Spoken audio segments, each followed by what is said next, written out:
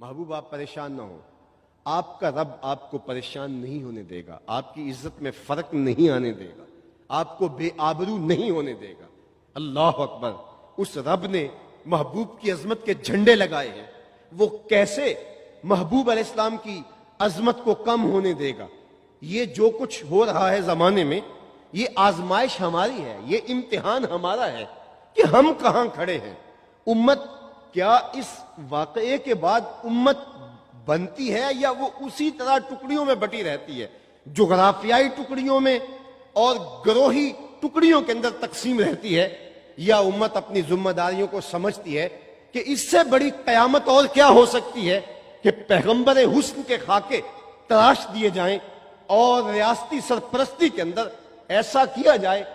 1450 سالہ تاریخ کے اندر ایسا کبھی نہیں ہوا۔ ہم کمزور سے کمزور بھی رہے ہیں۔ سلطنت عثمانیہ کا جو آخری دور ہے، یہ سازشوں کا گڑھ بن گیا تھا، سلطنت عثمانیہ کا مرکز، اور استنبول میں آ کر کے پوری دنیا کے مکار آ کے بیٹھ گئے تھے۔ اور اس زمانے میں بھی فرانس نے یہ بدماشی کی کہ حضور علیہ السلام کی عظمت و رفعت پر حملہ کیا اور ایک فلم چلانا چاہی۔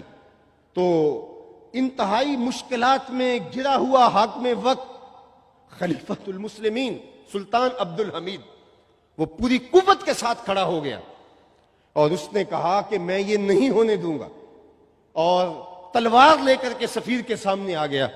یہ ہمارے حکمرانوں کا کردار ہے۔ آج ہم ان کو خراج کیوں پیش کرتے ہیں؟ آج سلطان صلاح الدین ایوبی کا نام کیوں باقی ہے؟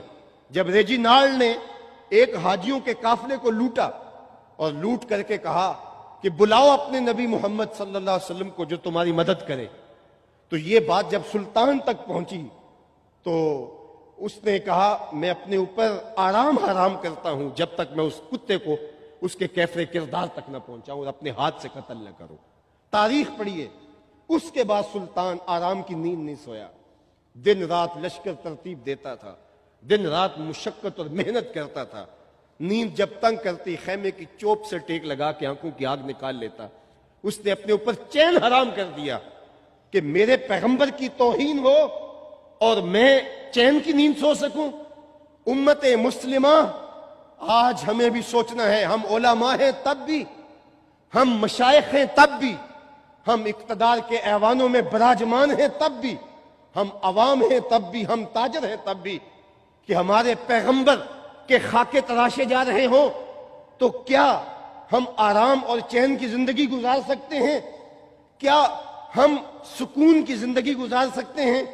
کیا ہماری زندگی غیر مرتب جو ہے وہ نہیں ہو جائے گی اور ہم اپنے فروعی اختلافات کو بھول کر کے امت بننے کی طرف نہیں بڑھیں گے؟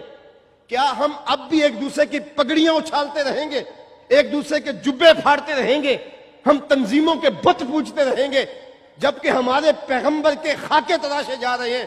اپنی انا کو ذبح کرو اور امت صحیح معنوں میں امت بن کے یہ عزم کرے کہ ہم ٹکڑے کر کے رکھ دیں گے جو حضور کی توہین کرتا ہے۔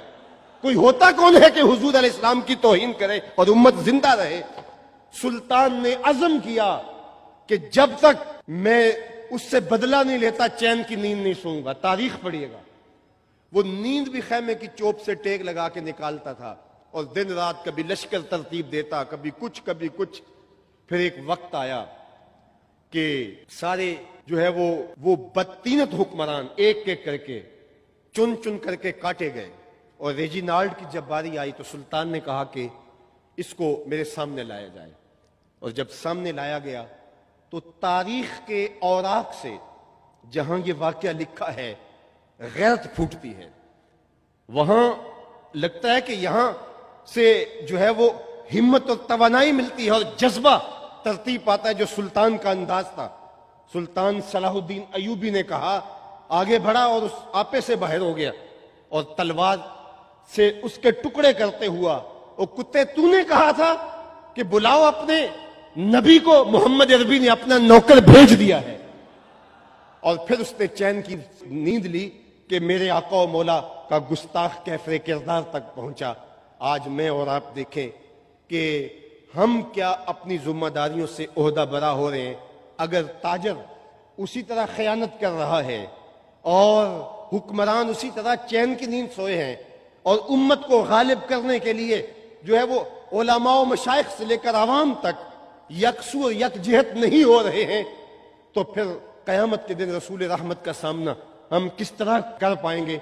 اپنی زندگی کا ایک ایک گوشہ، ایک ایک لمحہ اور ایک ایک ساتھ پیغمبر حسن و جمال کے قدموں میں نچھاور کر دیجئے، اور حضور کے نام لگا دیجئے، اور آخری سانس تک حضور صلی اللہ علیہ وسلم کے ساتھ وفاداری کا رشتہ نبھائیے۔